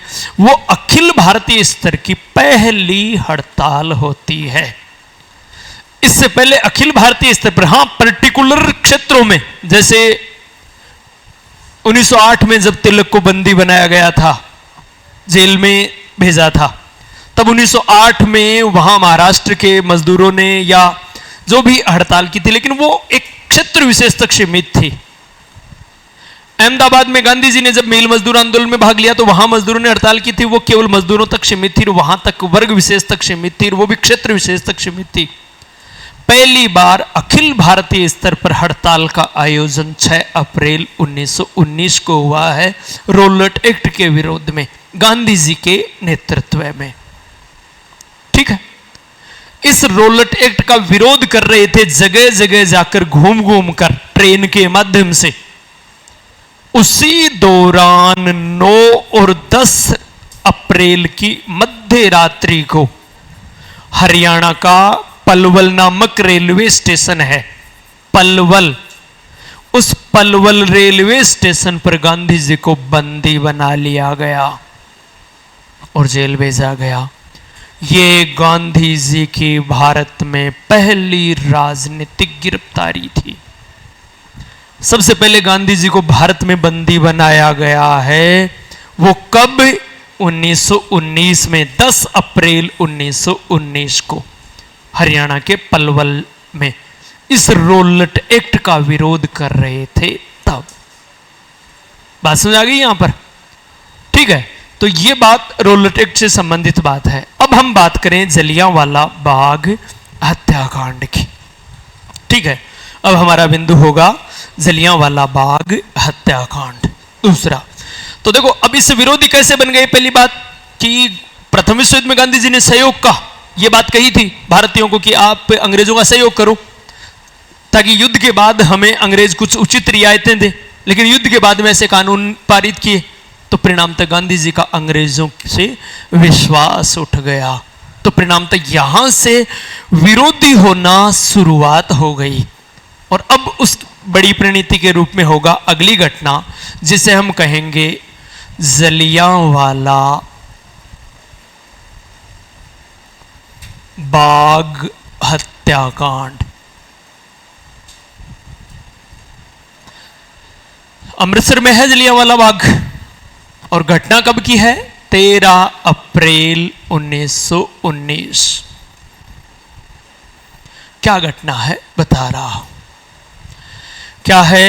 पंजाब के 2 प्रसिद्ध नेता जो रोलेट एक्ट का सबसे ज्यादा विरोध पंजाब में ही हो रहा था। ठीक है, और पंजाब के 2 प्रसिद्ध नेता थे, एक का नाम था डॉक्टर सतपाल और एक का नाम था doctor Saifuddin Kitchlew. Saifuddin Kitchlew Rowlatt act का विरोध करने के कारण इन दोनों को गिरफ्तार कर लिया गया था, और इनकी गिरफ्तारी के विरोध स्वरूप पंजाब के अमृतसर के जलियांवाला बाग नामक स्थान पर एक सभा का आयोजन किया गया। कब किया गया? 13 अप्रैल 1919 को। सभा शांतिपूर्ण ढंग से चल रही थी, लेकिन चूंकि वो दिन वैसाखी का दिन था और इस कारण अमृतसर में क्या है, उस दिन वैसाखी का मेला लगता, तो परिणामतः जब सम्मेलन में ये जो सभा हो रही थी वो कन्हैयालाल की अध्यक्षता में हो रही थी। सभा की अध्यक्षता कौन कर रहा था? कन्हैयालाल नाम का व्यक्ति, उसकी अध्यक्षता में ये सम्मेलन या सभा हो रही थी। और वहां उस समय हंसराज नाम का एक व्यक्ति कोई कविता या भाषण दे रहा था। वो हंसराज ही आगे चलकर सरकारी गवाह बन जाएगा। और उस हंसराज ने सबको निमंत्रण भेजकर यह बुलाने का काम किया था। तो हंसराज नाम का व्यक्ति कोई भाषण दे रहा था, तो आसपास के जो लोग मेले में आए थे उन्होंने क्या देखा कि ये मेले से संबंधित कोई प्रोग्राम है, इसलिए भीड़ वहां ज्यादा जुट गई। जगह छोटी थी लेकिन भीड़ वहां ज्यादा जुट गई। ये सूचना पहुंची जब अंग्रेजों को मिली, तो वहां देखो पंजाब का उस समय लेफ्टिनेंट गवर्नर तो था जनरल डायर, और जो सैन्य अधिकारी जो गोलियां चलाने का आदेश देगा उसका नाम था आर डायर। वो तो था माइकल ओ डायर। जो जनरल था, वो क्या नाम लेफ्टिनेंट गवर्नर था, वो तो था माइकल ओ डायर। तो ओ डायर तो पूरा प्रशासन अधिकारी वहां का, लेफ्टिनेंट गवर्नर जनरल था, वो गवर्नर था। और जो सैन्य अधिकारी था उसका नाम था आर डायर। तो जो इस मेन दोषी है उसका नाम है आर डायर। तो आर डायर ने क्या किया, बिना किसी चेतावनी के गोलियां चलाने का आदेश दे दिया, और परिणाम तय है, बड़ी संख्या में लोग मारे गए। अब बड़ी संख्या में देखो, अब आपको आंकड़ा, दो अलग अलग आंकड़े याद करने हैं कि सरकारी रिपोर्ट के अनुसार 379 लोग, सरकारी रिपोर्ट कौन सी थी अभी चर्चा करेंगे, मारे गए थे, जबकि कांग्रेस की रिपोर्ट के अनुसार 1000 प्लस लोग मारे गए थे। ठीक है, अब यहां पर क्या है, देखो जो ये एक दरवाजा है, इस पर मशीन गन लगा दी गई, और लोग इधर, तो एक ही दरवाजा है, उधर ये खिड़की थी, और लोगों ने क्या किया, इस खिड़की से कूदना शुरू कर दिया। लेकिन उन्हें पता नहीं था कि ये जो खिड़की से कूद रहे हैं वो कुआं है, तो वो कुएं में गिर रहे थे। बात समझ आ रही है यहां पर? तो सरकार ये कह रही है, सरकार ने तो सिर्फ जो ऑन स्पॉट मरे उनको ही काउंट किया है, जका बाद में घायल उर मरिया गोले बन भी को नहीं गिणया, जका कुआं में पड़ गया बन भी को नहीं गिणया, और कई ये दहशत से भी। तो खैर सरकार ने तो सिर्फ सरकारी आंकड़ा तो कितना है, 379। ठीक है, कांग्रेस की रिपोर्ट के अनुसार कितने हैं, 1000 प्लस व्यक्ति मारे गए हैं। ठीक है, अच्छा एक बात ध्यान रखना, ये जो शांतिपूर्ण सम्मेलन हो रहा था वैसाखी के दिन, अध्यक्षता कौन कर रहा था, कन्हैया लाल, और इसका सरकारी गवाह कौन बन रहा, हंसराज, ये सरकारी गवाह बना था। ठीक है, और यही उस समय भाषण दे रहा था जब गोलियां चलाई गई, तब की बात है। अब ज्यादा विरोध हुआ इस जलियांवाला बाग हत्याकांड का, तो सरकार ने इसकी जांच के लिए एक कमेटी गठित की, लॉर्ड हंटर की अध्यक्षता में 8 सदस्यीय कमेटी, जिसे हम कहेंगे हंटर कमेटी, 1919 में। और हंटर कमेटी में कितने सदस्य थे, 1+7, यानी एक अध्यक्ष हो गया ना हंटर, 7 सदस्य। ये जो अन्य 7 सदस्य थे, इनमें से 3 भारतीय थे, 3 भारतीय थे। नाम मैं बताता हूं, आप याद कैसे करो। एक जगत नारायण, जगत नारायण याद हो जाएगा। दूसरा शहजादा सुल्तान, अरे पहली शहजादो सी, फिर ही तो वो सुल्तान बन सी। शहजादा यानी राजकुमार और सुल्तान यानी सम्राट। तो पहले क्या नाम कहेंगे, शहजादा सुल्तान। जैसे जगत नारायण, शहजादा सुल्तान, और तीसरो चिमनू भाई हो, चिमन सी तलवाड़, याद हो जाएगा। जगत नारायण, भाई देखो हंटर कमेटी में 8 सदस्य थे, एक अध्यक्ष और 7 अन्य। उन 7 में भी 3 भारतीय थे, एक जगत नारायण, दूसरा शहजादा सुल्तान, और तीसरा चिमन से तलवाड़, चिमन से तलवाड़। ठीक है, याद रह जाएगा शायद मेरे ख्याल से। अब इस हंटर कमेटी ने जनरल डायर को निर्दोष घोषित कर दिया। ये लो साहब, जबकि उसमें भारतीय भी हैं, तो भारतीय तो हाँ पहली निर्दोष घोषित कर सी। ठीक है, तो यहां जनरल डायर को निर्दोष घोषित कर दिया गया। बड़ी बात यह थी, इससे भी गांधी जी क्षुब्ध हुए कि ये तो देखो केवल एक ढोंग रचा गया। तो हंटर कमेटी की रिपोर्ट से भी वो क्षुब्ध हुए, गांधी जी क्षुब्ध हुए। ठीक है, इसके प्रत्युत्तर में जलियांवाला बाग हत्याकांड की जांच के लिए कांग्रेस ने भी एक कमेटी का गठन किया, और जिसका नाम क्या था? तहकीकात कमेटी। तहकीकात कमेटी। और इस तहकीकात कमेटी का अध्यक्ष बनाया गया मदन मोहन मालवीय को, ट्रिपल एम को। इसलिए इसे मालवीय कमेटी भी कहा जाता है। ठीक है, और इस मालवीय कमेटी के अनुसार ही 1000 से अधिक लोग मारे गए थे, और गांधी जी भी इस मालवीय कमेटी के एक सदस्य थे। यह बात याद रखनी है आपको। ठीक है, तो तहकीकात कमेटी इसकी जांच के लिए, जलियांवाला बाग हत्याकांड के लिए जो कांग्रेस ने गठित किया, किसकी अध्यक्षता में? मदन मोहन मालवीय की अध्यक्षता में। ठीक है, शायद कोई दिक्कत नहीं। अच्छा, एक यहां यह पूछ सकते हैं कि हंटर कमेटी ने अपनी रिपोर्ट कब प्रस्तुत की थी? और वो रिपोर्ट प्रस्तुत की थी 28 मई 1920 को। यह बात ध्यान रखनी है। हंटर कमेटी की रिपोर्ट कब आई थी? 28 मई 1920 को, जबकि हंटर कमेटी का गठन हुआ था 14 अक्टूबर 1919 को। हाँ, उसको 14 अक्टूबर कर लो आप, 14 अक्टूबर 1919 को। ठीक है, अब हम बात करें अगली बात। अगला हमारा बिंदु होगा, अगला बिंदु खिलाफत आंदोलन। देखो, पहले तो हमें यह पता हो कि खिलाफत आंदोलन था क्या। पहले तो यह पता हो, खिलाफत आंदोलन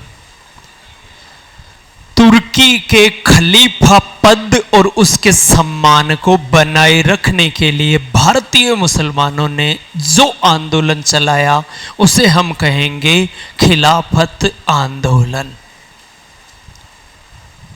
अब आप ये कहोगे साहब, पहली बात तो तुर्की में था वो आंदोलन, तो उसका भारत से क्या लेना देना था? यानी कि खलीफा जो था वो तुर्की का था, अब्दुल माजिद द्वितीय।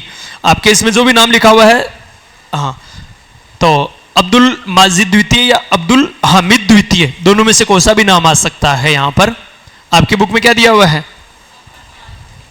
अब्दुल माजिद। अच्छा, तो खैर अब ये बात आपको ध्यान रखनी है यहां पर कि अब्दुल माजिद द्वितीय यहां पर खलीफा। अब सवाल ये उठता है कि भारत के मुसलमानों से उसका क्या लेना देना था, फिर गांधी जी का इससे क्या लेना देना था।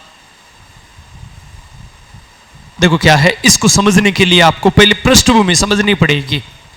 पृष्ठभूमि क्या? कि हम चलते हैं प्रथम विश्व युद्ध। अच्छा, प्रथम विश्व युद्ध की पृष्ठभूमि की बात करें उससे पहले यह बता दूं आपको, खिलाफत आंदोलन यानी खलीफा पद के सम्मान को बनाए रखने के लिए खलीफा कौन होता? इस्लामिक जगत का सर्वोच्च धार्मिक नेता, जो पैगंबर मोहम्मद साहब के उत्तराधिकारी होते, उनको खलीफा कहा जाता। तो इस्लामिक जगत का सर्वोच्च धार्मिक नेता हो गया। और उस समय उस पद पर, खलीफा के पद पर तुर्की का सुल्तान था अब्दुल माजिद द्वितीय। वो उस तुर्की इस खिलाफत यानी खलीफा के पद पर था। इसका मतलब दुनिया के मुसलमानों का सर्वोच्च धार्मिक नेता था वो। अब उसको क्या समस्या आई कि भारत के मुसलमानों को आंदोलन चलाना पड़ा। अब देखो इसको कि अंग्रेज 1857 की क्रांति के बाद भारत के राष्ट्रीय आंदोलन को कमजोर करना चाहते थे, और राष्ट्रीय आंदोलन को कमजोर करना चाहते थे तो इसके लिए उन्होंने एक नीति अपनाई, फूट डालो और राज करो। और फूट डालो और राज करो के अंतर्गत उन्होंने क्या किया? एक वर्ग को अपने पास लेकर और उचित या अनुचित कार्य जो भी हैं उनकी अनदेखी करना शुरू कर दो और उसे प्रोत्साहित करो, दूसरा व्यक्ति अपने आप उससे अलगाव करेगा, दूसरा जो वर्ग है, तो दोनों में विभेद बन जाएगा। तो उन्होंने मुसलमानों को नजदीक लेना शुरू कर दिया। इसके लिए सबसे पहले सर सैयद अहमद खां को मोहरा बनाया या सहारा लिया उनका, अलीगढ़ आंदोलन के माध्यम से। ठीक है। फिर उसके बाद में उन्होंने ढाका के नवाब सलीमुल्लाह खान और सर आगा खां को मोहरा बनाया और मुस्लिम लीग की स्थापना करवाई। फिर मुसलमानों को पृथक निर्वाचन प्रतिनिधित्व का अधिकार दिया 1909 में। ऐसे करके हर वो कार्य कर रहे थे जिससे मुस्लिम वर्ग तुष्ट हो और हिंदुओं और मुसलमानों में आपस में खाई बढ़े। बंगाल विभाजन भी उसी का एक परिणाम था। हर वो काम कर रहे थे, मुसलमानों को नजदीक लाने के लिए कार्य कर रहे थे, अनेक प्रकार की रियायतें दे रहे थे, लेकिन सब गुड़ गोबर हो गया प्रथम विश्व युद्ध जब शुरू हुआ तब। क्यों? क्योंकि प्रथम विश्व युद्ध में देखो कुल 32 राष्ट्रों ने भाग लिया, 36 राष्ट्रों ने, जिनमें से 32 तो एक तरफ थे और 4 एक तरफ थे। जो एक तरफ थे इनको हम इधर वालों को कहेंगे मित्र राष्ट्र, इधर वालों को कहेंगे धुरी। हालांकि उस समय धुरी राष्ट्र बने नहीं थे वो अलग, लेकिन हम धुरी राष्ट्रों का प्रयोग जर्मनी के साथ वालों को धुरी राष्ट्र कह रहे हैं। धुरी राष्ट्र बना था, ये धुरी और मित्र का कंसेप्ट आया था दूसरे विश्व युद्ध में, लेकिन सुविधा के लिए जर्मनी के साथ जो होंगे प्रथम विश्व युद्ध में हैं तो उनको धुरी राष्ट्र बोल देंगे जर्मनी के साथ, और द्वितीय विश्व युद्ध में उनके साथ।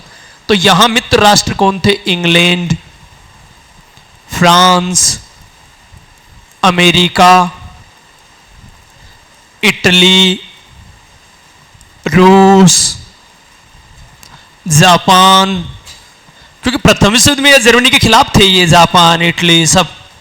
ठीक है, तो ये सब खिलाफ थे ये। और इधर दूरी राष्ट्रों में कौन? जर्मनी, तुर्की, ऑस्ट्रिया हंगरी एक ही थे उस समय। बाद में अलग संधि अलग अलग की जाती है। जब प्रथम विश्व युद्ध के बाद में संधि की जाती है तब ऑस्ट्रिया और हंगरी को अलग करके की जाती है, लेकिन पहले एक ही देश था ऑस्ट्रिया हंगरी, और एक था बुल्गारिया।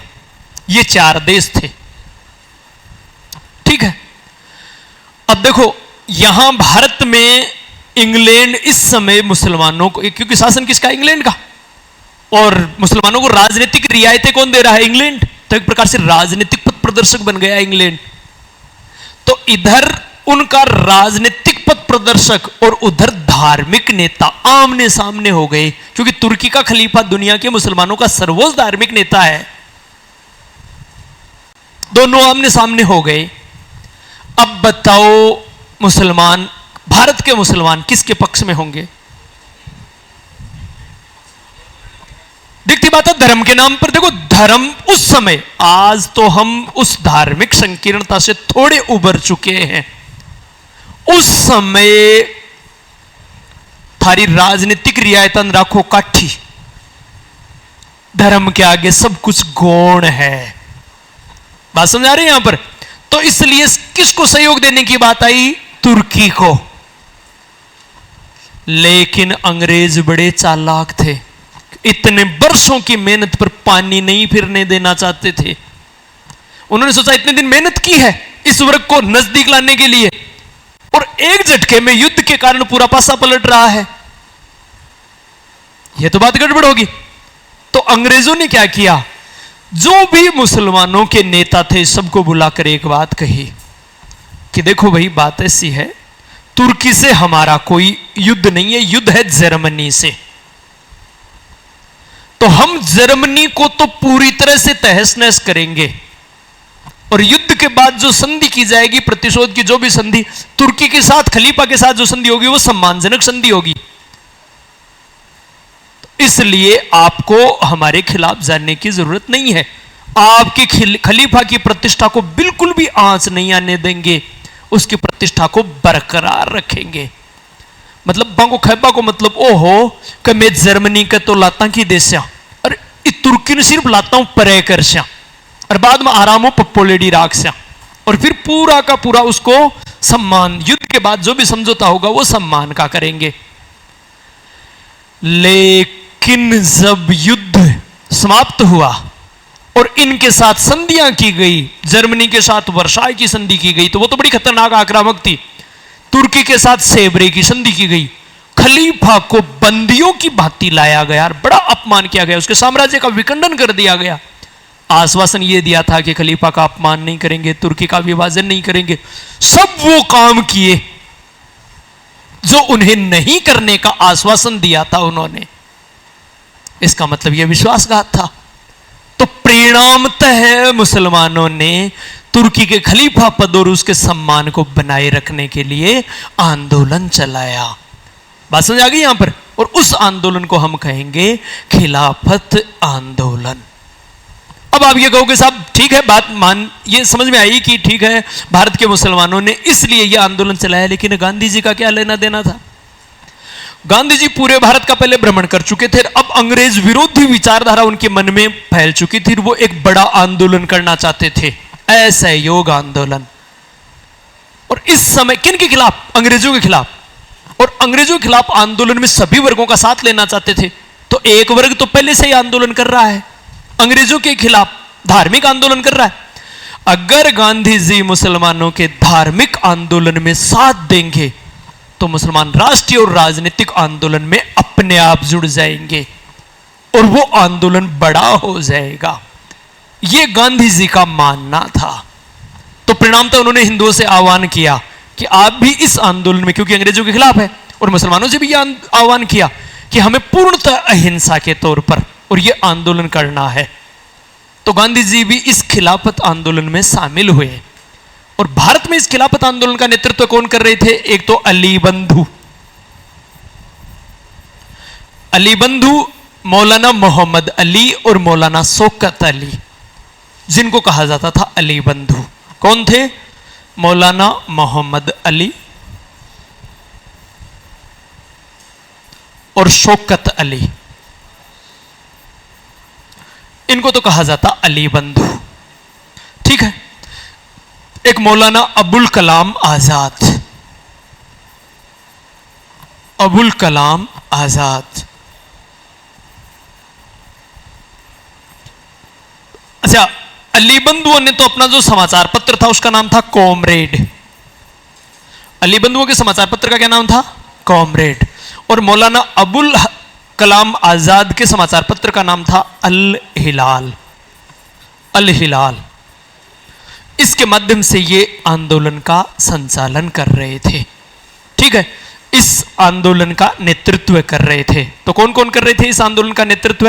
मौलाना मोहम्मद अली, शौकत अली, जो अपने समाचार पत्रों कौन से कॉमरेड और अल हिलाल के माध्यम से प्रचार प्रसार कर रहे थे। इसके अलावा हकीम अजमल खान भी इस आंदोलन में, और भी बहुत से शामिल थे, लेकिन मुख्य नेता मोहम्मद अली और शौकत अली आजाद और हकीम अजमल खान, ये मुख्य नेता थे। ठीक है। अब देखो, इन्होंने खिलाफत दिवस मनाया। आपको खिलाफत दिवस कब मनाया ये याद रखना आप, 17 अक्टूबर 1919।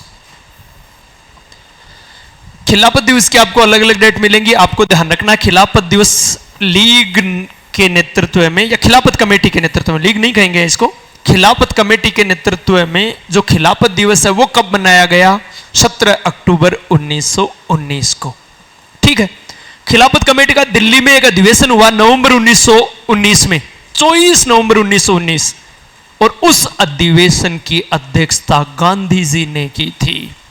तो गांधी जी ने खिलाफत कमेटी के एक अधिवेशन की थी। किस अधिवेशन की अध्यक्षता की थी?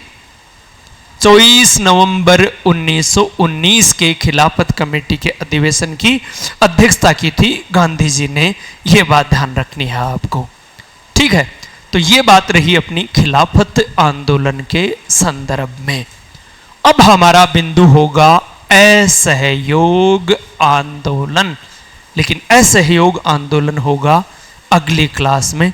तब तक के लिए जय हिंद, जय भारत।